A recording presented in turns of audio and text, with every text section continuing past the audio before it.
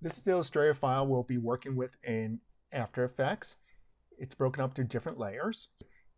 These layers should translate individually into After Effects. So going to After Effects, right-clicking, import file. I'm going to select this Illustrator file. For import as, I'm going to select composition retain layer sizes. Importing it as footage will make the artwork flat. I want the layers to be individual, so each piece of art can be animated. I'll click on Import. If you see a secondary screen that might pop up, select the same options. This creates a composition with the individual pieces of artwork on it. And I want the Earth actually to rotate around the sun eventually. Then really, the pivot point for the Earth is around the sun. So this way, when I rotate the Earth, it'll go around the sun. Same thing for the moon. If I want the moon to rotate around the Earth, I have to move its pivot point to the center of the Earth. And then finally, this rocket ship, I want to orbit around the moon. So the pivot point for the rocket ship is around the moon. I'm going to do this first rotation of the rocket going around the moon. So I'm selecting the ship layer. I'm going under the rotation, clicking a keyframe at frame 0.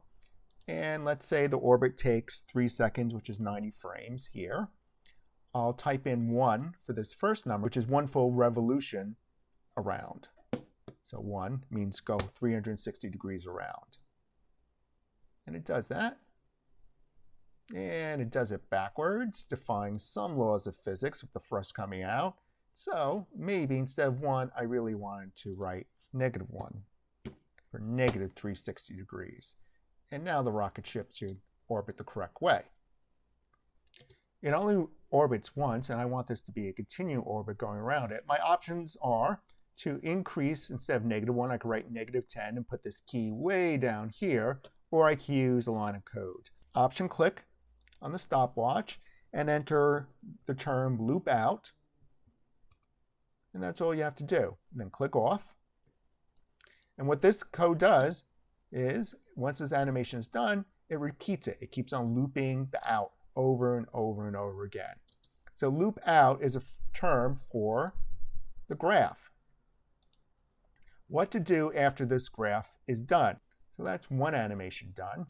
Next, I'm going to orbit the moon around the Earth, but then the rocket's not going to follow, and that's where parenting comes in.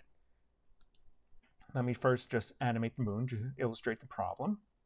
I'll select the moon, and I'll do the same thing. I'll go to the moon, under its rotation transformation, or just clicking the R key to expose it. At frame 0, it's here. 180 frames later, it does 1 full revolution around the Earth. So -1. -1 for the first number. The moon begins to orbit around the Earth, but it left the rocket ship waiting for the moon to return. There it goes. So 2 things. One, I'm going to apply a loop out to this so the moon continuously revolves around the Earth. Loop out. And this will create a continuous loop of the moon, but still this rocket orbiting around the moon, they almost collided there, which wouldn't have been good. This is where parenting comes in. And parenting is creating a hierarchy between different objects. They don't have to be next to each other in the layer stack. It's nice when they are, just for neatness sake. And we could think about the hierarchy, which is correct. Earth, moon, ship, sun. Maybe the sun is way down here on the hierarchy. I'm going to select the ship, and I'm going to use this pick whip to drag it to the moon. And this creates this parenting. This parenting also could be achieved by using this drop-down menu and just picking the object. Now we can see that the rocket ship orbits around the moon and the moon orbits around the Earth. I'm going to expand this composition. Composition setting. I'm just going to expand it to the usual HD resolution and review the animation again. The one use of parenting is to create this more complex motion. The other use of parenting is to create this hierarchy. So next, I'm going to have this Earth orbit around the sun, and then I'll have the Earth be the parent of the moon. I'm going to select the Earth. going under its rotation. Remember, I set the pivot point for the Earth to be the Sun, and that's why this works out. At frame 0, I put my first key by clicking the stopwatch. I'll go 360 frames out, and I'll type in again 1 for how many times to orbit, or actually -1.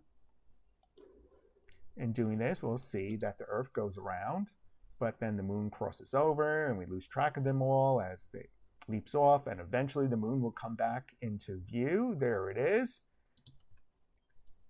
All we have to do is to make the Earth the parent of the moon. So going to the moon's pick whip, which is right here, or to the drop-down menu and selecting Earth, or pick whipping is selecting the pick whip and dragging it to the Earth.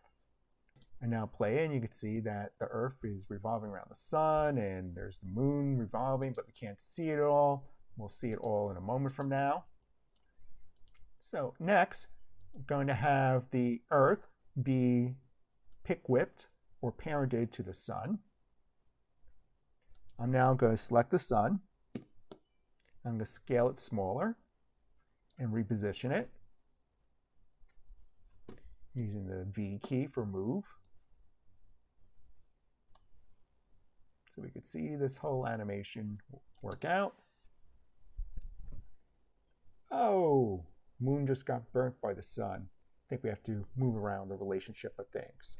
I'll just move the Earth this way. And then I'll have to move my pivot point of the Earth back into the center of the Sun. And now I can play out this animation again. And now the rocket and the moon aren't going to fall into the Sun.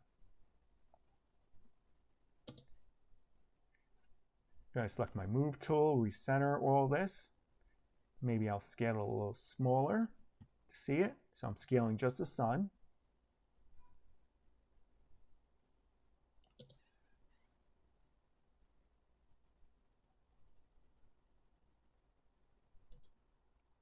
And I think the Earth needs its own loop out. And sure enough, it does. So Option, click on the rotation of the Earth, loop out. And now it's be a continuous animation.